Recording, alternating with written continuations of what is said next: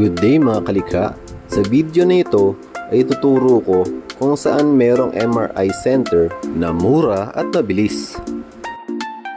Ito yung iScan Diagnostic Center. I-check natin sa website kung saan sila may branches na malapit sa inyo. Ayan ang kanilang contact number at email. Pero mas okay i-chat nyo na lang sila sa Facebook page dahil nag-reply naman sila agad.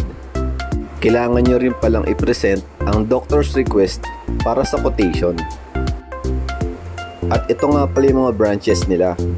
Meron sila sa Manila, Quezon City, Marikina, at Valenzuela. Dahil taga Quezon City kami, dito kami sa Malakas branch pupunta. May map din naman sila sa website or ipin nyo na lang sa Google Map or Waze kung saan nyo plano pumunta. Yan, andito na kami sa iScan Malakas branch, halos tapat lang ng Little Quiapo. Ito yung pinaka full name, iScan Diagnostic Center. May mga sakit kasi kaya diagnostic lang.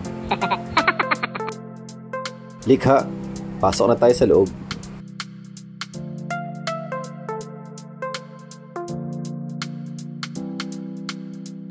May appointment nga pala dito. So hindi mo na sila tumatanggap ng walk-in sa ngayon. Basahin nyo na rin yung mga nakalagay sa pinto na reminders. Paalala, Monday to Saturday, 7 AM to 11 PM sila. Pero kung Sunday ang appointment nyo, 8 AM till 5 PM lang sila. 4:30 PM ng Sunday ang schedule namin, kaya kami na ang huli. Pagkapasok nyo, bibigyan kayo ng guard ng form at i-fill out nyo muna ito habang naghihintay.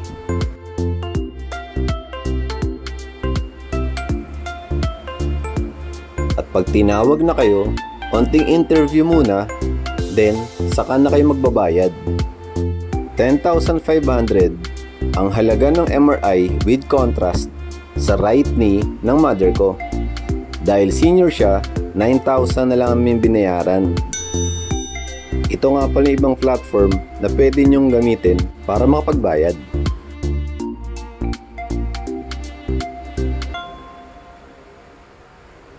And then, after nyo magbayad, i-advise kayo na pumunta muna sa waiting area kung meron pang nakasalang sa MRI. Nasa may left side lang ito, katapat ng CT scan at MRI room. May mga upuan doon at komportable naman kayo makakaupo. Kasama ng ibang naghihintay na nakaschedule din. Ayan, at after ng ilang minutong paghihintay, mother ko na yung isasalang. Pwede rin kayo pumasok sa loob, pero bawal ang cellphone at mga bakal. Meron din naman silang locker sa labas para mapag-iwanan ng inyong mga gamit kung wala kayong ibang kasamang bantay. Inaabot lang ng 30 minutes to 1 hour, depende kung kailangang ulitin. Right after ng procedure, makukuha nyo na agad yung film or yung plaka. Maglalag lang kayo and then pwede na kayo umuwi.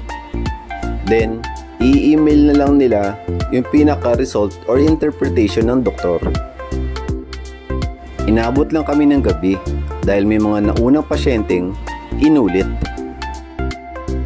Hindi madali ang buhay, pero walang imposible sa taong gustong matuto at may tiwala sa proseso. Hanggang sa muli, ako si Christian, likha na!